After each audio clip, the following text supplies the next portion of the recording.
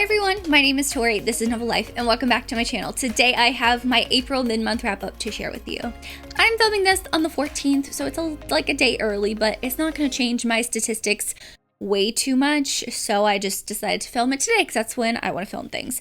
I have read a total of 11 books so far in April, which is a little bit less than what I have been reading. I've been reading some pretty good books, so I'm not mad at that number. I had 1 physical book, 6 ebooks, and 4 audiobooks, so I'm still reading more digitally, which I'm not mad at. It's just easier to hold my Kindle sometimes than to hold a physical book. For a breakdown of genre, I had 1 fantasy romance, 3 dark romances, 6 contemporary romances, and 1 novella. Technically, the novella could be considered a fantasy romance as well, but it's going into the novella category. I had 1 5-star read, which was technically a reread, 3 4.5-star reads, 5 4-star reads. 1 of those was a reread, 1 3.5-star, 1 3-star. With all that being said, let's just go ahead and dive into the books. The first book I have is The Third Baseman by Lulu Moore. I read the ebook of this. It's in Kindle Unlimited, and I was so excited to read this because a lot of my friends said that they really loved it. I know Christy and Jess were reading it when they went to Denver. I have Tabitha on Instagram. She was loving it. I think she got an art copy and really loved it.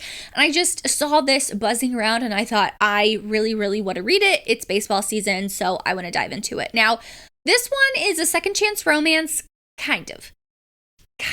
It was weird. I gave it 3.5 stars. It's not my favorite book, but it's my first book by this author. And I think that, I would want to read more in the future by this author. This book just didn't really do it for me. I felt like I had more questions at the end of the book than I probably should have. So, like I said, second chance, our female character, you see her just now getting out of divorce. You see our main male character, he is now a professional baseball player and he is now playing in, I think, New York.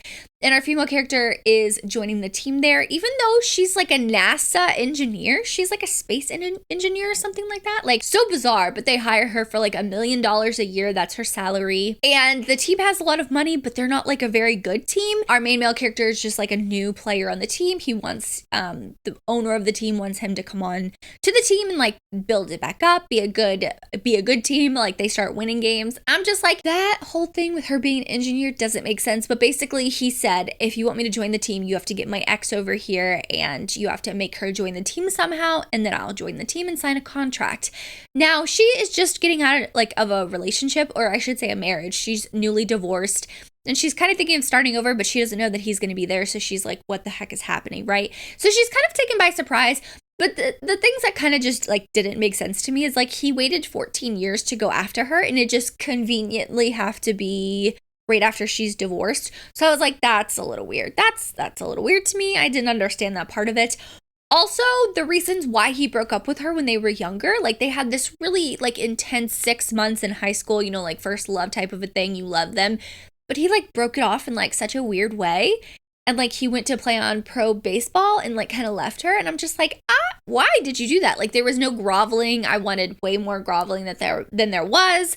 I expected a lot more because it's been so long. And I just thought it was an okay book. Like, there wasn't anything bad with it. I just had some questions, I felt like it wasn't wrapped up in the best way. So 3.5 stars to that book. The next book I read was a novella, and that was 6 Scorched Roses by Carissa Broadbent. So this is the fantasy romance novella that I read. It's less than 200 pages. I've put it in a couple romance recommendations videos already, and I think that if you are someone who hasn't read Carissa Broadbent's writing, this is the perfect book to pick up because it's a novella, but you also get a little glimpse into the Crowns of Nyaxia series world that she's created. So it's technically 1.5. I say you don't have to read the first book. I think you can kind of read it before.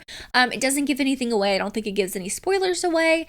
But I think it's interesting that, it's more of like a let's make a deal type thing. So our female character, her whole like village, I guess you can say, is being plagued by this disease that's killing off people. And so she goes to Vale, who is the vampire, and is like, hey, I'll give you a present from me if you give me a vial of your blood, because I think that it can actually help a lot of people. And they have this deal, they fall in love. It reminds me of Castlevania on Netflix, the anime. I personally really enjoy that anime, so this was giving me that vibe. So I really enjoyed that one. I gave that one 4 stars, would highly recommend it. The next book I have is Close Quarters by Candy Steiner. So this is one of the books that my patrons picked for me to read for an exclusive reading vlog that's already up on my Patreon. So if you join, you can watch it. I read 3 books because my patrons picked, well, I always picked the top two, but the second and the third book were tied, so I was like, let's do three. So the first book was Close Quarters. I give this 4 stars. The only thing my gripe with this book is I wish we got Theo's point of view. That is my only thing. I love Theo. I would love to see what was going on in his head. This is a forced proximity, forbidden romance. Our female character is technically in a relationship at the beginning of this book. She is, telling her boyfriend of a while, like, goodbye. He's going on this yacht for a while because that's what he does for work, and so they have to be separated. She was going to go tour Europe, and when he's done, they were going to go back to the States together. But then Theo sees her taking photos like around the dock, and was like, why don't you come with us if you're going to be, if you're his girlfriend, it's hard to stay away. Then things start happening and they break up like a little bit into the book, like halfway through the book. So there might be overlap with like cheating. I didn't mind, but Theo is he's so swoon worthy. I really loved him, but that's why I wanted his point of view. I also didn't like this suspensey part at the end. I will say, not to give anything away, but it was pretty solid read from Candy Steiner. I listened to the audiobook, a solid 4-star read. The next book I read was Tempt by Melanie Harlow. I gave this book a 4.5 stars. I rated it 5 on Goodreads, but it's more of a 4.5 star read. This one I have been obsessed with. I love age gap, and this is an age gap forbidden romance with a curvy heroine. Our female character is the wedding planner for her ex-boyfriend, and she's like, oh, that's fine and dandy, but you see at the beginning of the book, she's in New York, her plane gets canceled, her flight gets canceled, and she goes down to the bar to try and just like, be different, order a different drink, like step outside the box. Instead of going to bed at 9 a.m., she goes down to the bar. She wears this super hot dress, right? And there she meets Zach.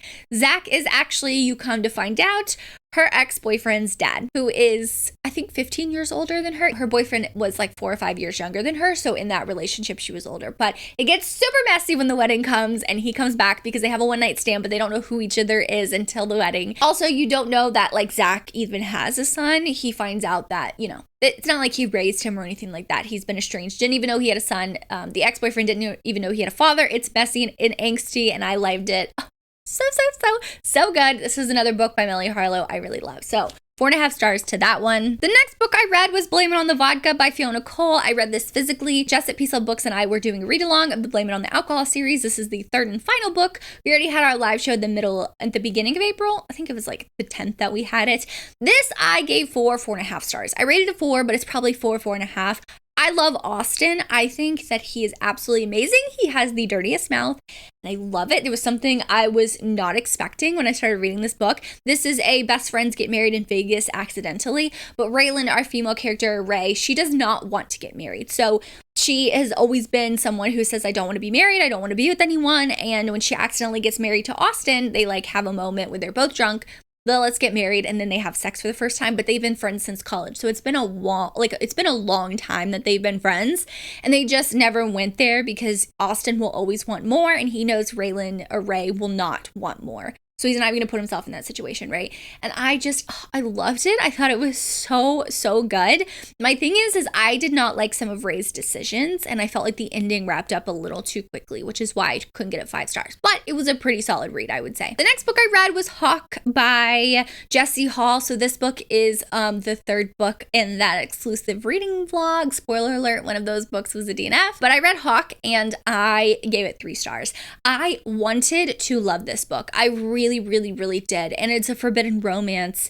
And you see our female character has a boyfriend. She is content living in this house. But then all of a sudden she has this roommate that her boyfriend just doesn't tell her about. And that is Cameron Hawk. And Hawk is staying there because he just recently got out of prison. He's kind of transitioning from that life back into civilian life, getting a job, getting all of that back up and running.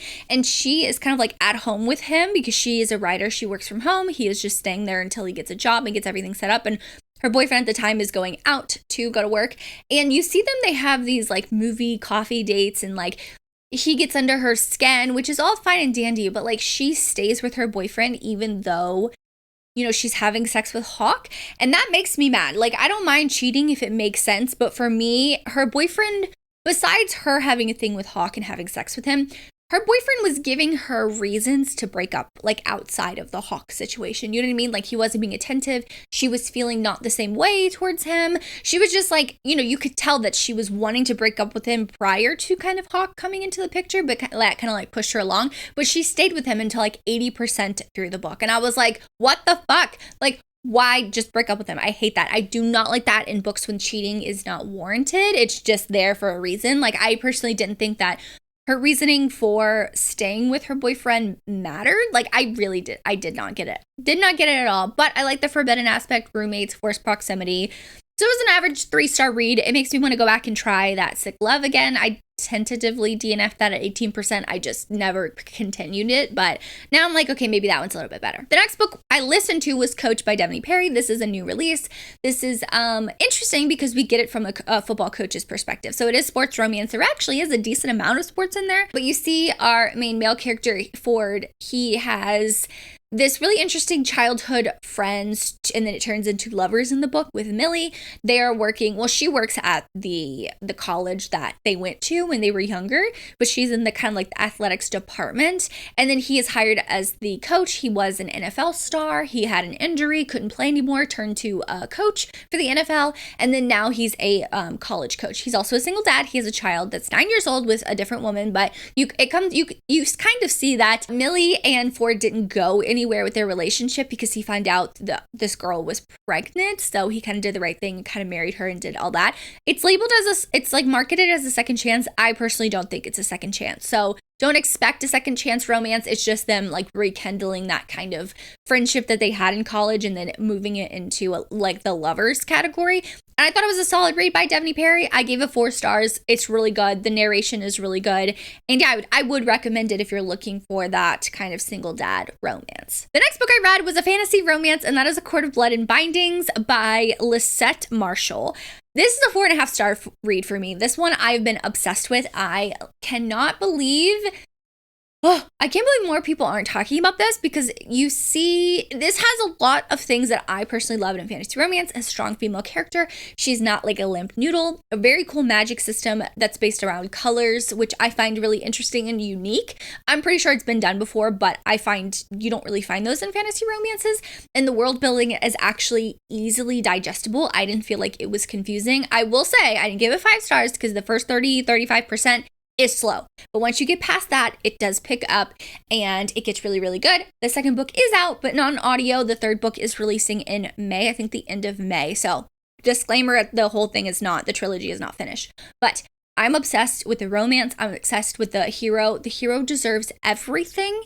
Everything. He's known as the Silent Death, but his name is Creon. He is basically the mother who is like the leader of one kingdom. Our female character is taken from her kingdom and, thrust into this other kingdom and find out that she's half fae, but no one knows that she's half fae, so they're keeping this secret.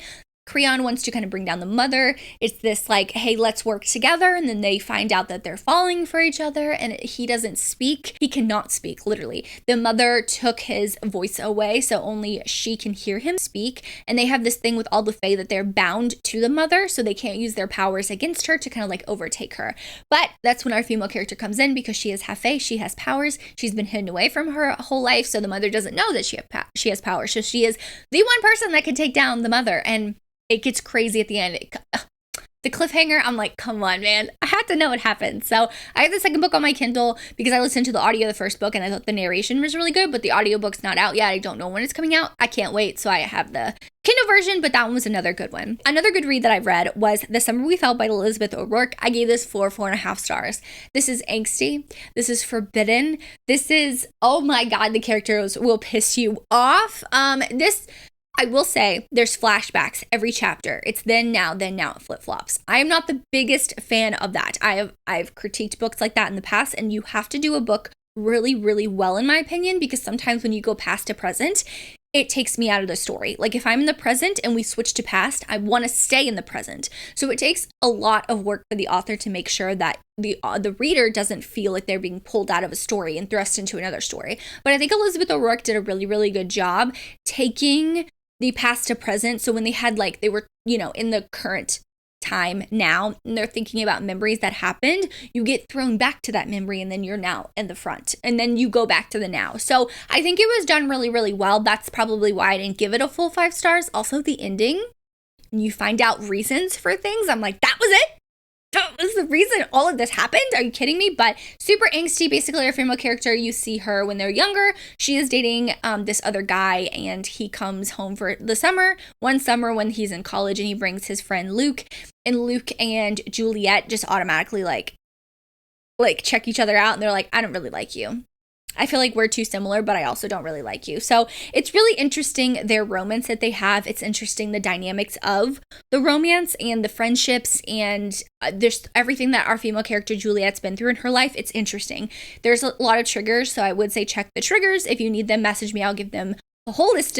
I'll give you the whole list. But yeah, I thought that was a really solid read from Elizabeth, and I am excited to see where she goes with this series, because I think this summer, the next book is the summer something. I don't know when it's coming out, but there's like a little teaser at the end of The Summer We Fell. So I'm really excited for that. Now, the last 2 books are rereads that I've had for this mid-month wrap-up. The first one is Stay With Me by Nicole Fiorna. So I am doing a read-along with Jess and Honest Fiction of the Stay With Me series. It's a trilogy that follows the same couple.